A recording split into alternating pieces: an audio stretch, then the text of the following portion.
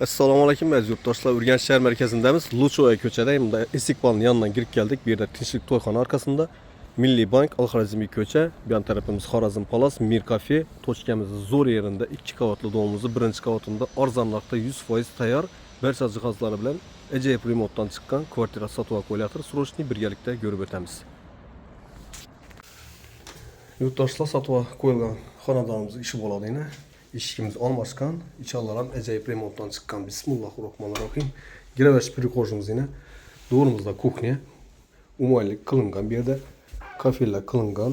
Su, gaz, sütleden mamma yok. Onun tarafımızda zal, berçe cihazları bilen 100% aboydan çıkıp durdu. Yurttaşlar aynı eşiklerimiz almaskan. Birimiz sanız yer buladı. Ariston koyulgan kafirlden çıkıp durdu. Bir tarafımız aşxanası.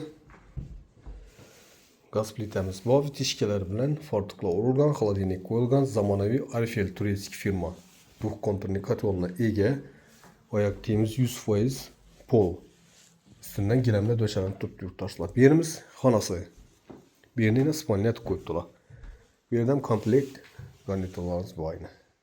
Mebellari bor. Patologimiz natijnoy. Oynalarimiz almashgan.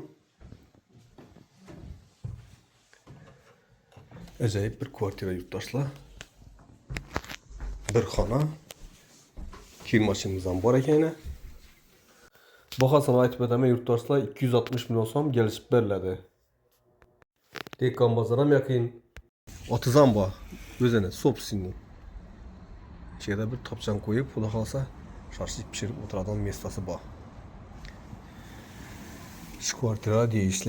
Bahasını aytib o'tdim, 260 milyon so'm kelishib beriladi. Like bosib do'stlarga berib qo'yinglar, sog' omon bo'linglar, ishlaringiz omad.